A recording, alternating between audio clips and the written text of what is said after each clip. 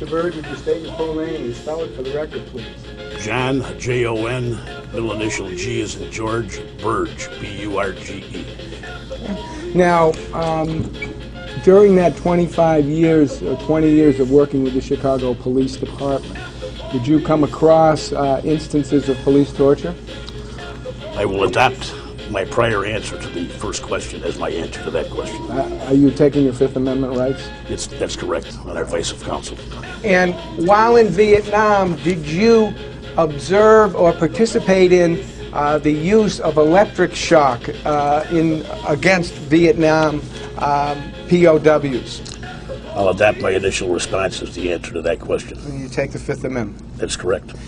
And were you interrogating a suspect in Area 2 sometime in 1972 or 1973 when William Parker walked in and opened the door?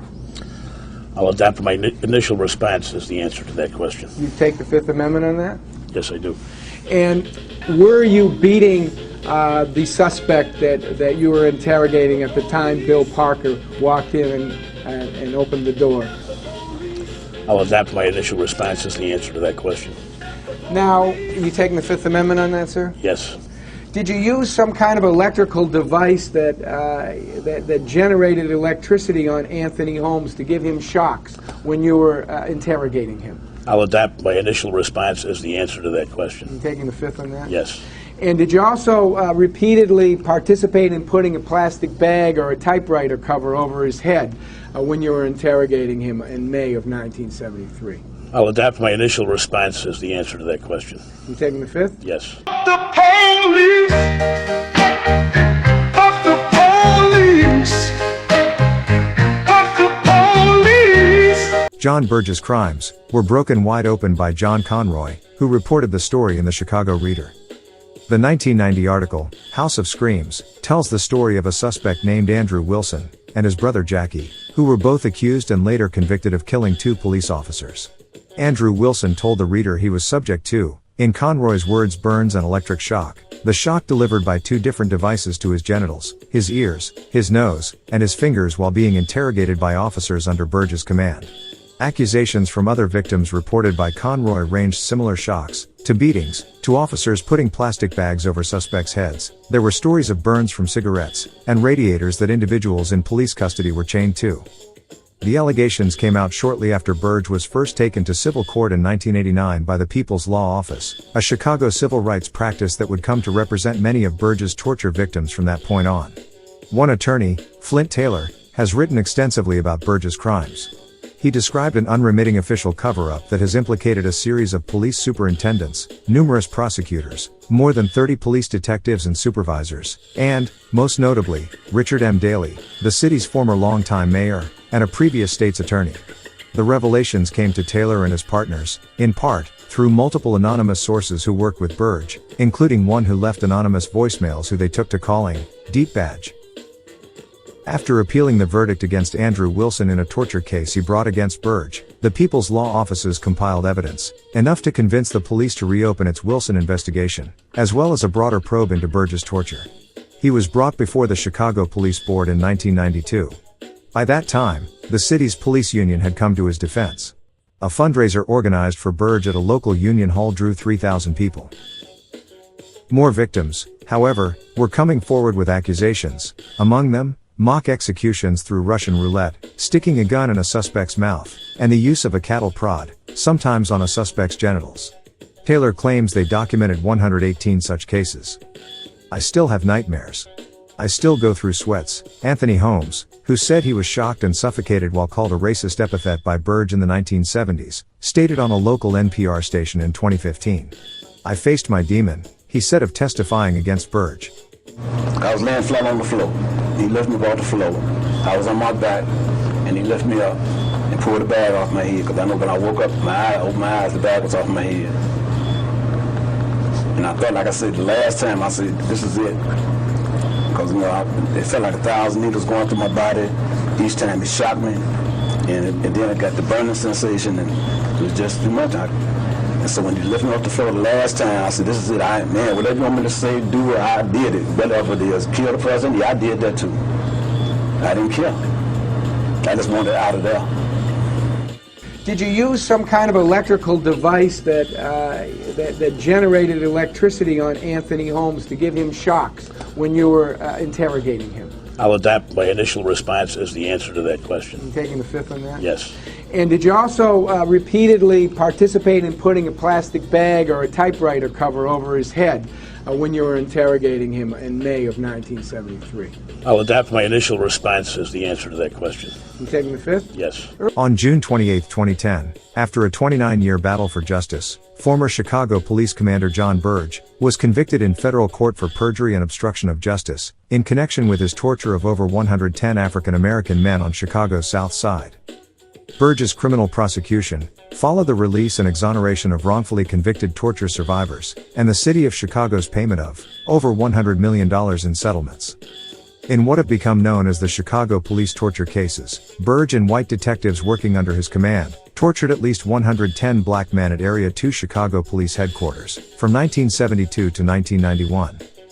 Torture techniques included electric shocks to men's genitals, anal penetration with a cattle prod, suffocation with plastic bags, and physical beatings, as well as sleep deprivation and denial of access to bathroom facilities. The survivors were not only subjected to excruciating physical pain, but were also tormented with racist epithets and slurs. Detectives described the electric shock box as the nigger box, and in one case, a victim was threatened with being hung like they had other niggers, an obvious reference to lynching. Throughout Burge's reign of terror, local and federal officials repeatedly received concrete and credible information regarding the torture, but nevertheless refused to take action. In February of 1982, then Cook County State's Attorney and former mayor of Chicago, Richard M. Daley, was advised that Burge and his men electrically shocked Andrew Wilson, burned him against a radiator, suffocated him with a plastic bag, and beat and kicked him. Instead of initiating a criminal investigation into Burge's crimes, Daley prosecuted Wilson for the murder of 2 white police officers based on a confession elicited by this torture. It was politically expedient for Daley and other politicians to credit the word of white police officers, closing scores of criminal cases by securing convictions based on these coerced confessions. It was also convenient to discredit, disbelieve and ignore the torture survivors, who were black, poor and unsympathetic, and, in many cases, like Wilson, were accused of violent crimes. Emboldened by the state's attorneys and CPD's failure to take any action in 1982, Burge and his detectives went on to torture an additional 74 men with impunity over the next 9 years. Ultimately, 5 men who were sentenced to death row based on false confessions to Burge were exonerated. Suspended from the force in 1991, and fired by the police board 2 years later, 20 years from the first allegations of abuse, Burge was ultimately convicted on charges of perjury and obstruction of justice, and sentenced to 54 months in federal prison for falsely denying, in a civil suit, knowledge of the torture. Burge was never charged with the torture itself. He continued to collect his approximately $4,000 a month pension from the city, receiving nearly $1 million by the time of his death, in 2018, when Satan called him home. With the exception of his close friend, Detective John Eucades, who was suspended for 15 months, for his part in the abuse and torture of Andrew Wilson, none of the 67 other officers, named in conjunction with the torture cases, have ever been held accountable through the disciplinary mechanisms of the police department, or by the city. Thanks for watching the Cartoon News Network, and if you value knowledge over narratives, please, smash that like button and subscribe, to join the real CNN family.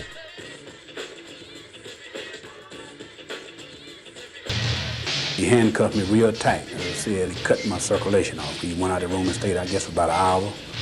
And then came back and tried to talk to me, asked me what could I tell him, about the robbery. I told him I couldn't tell you anything about the robbery. I don't know about what you're talking about.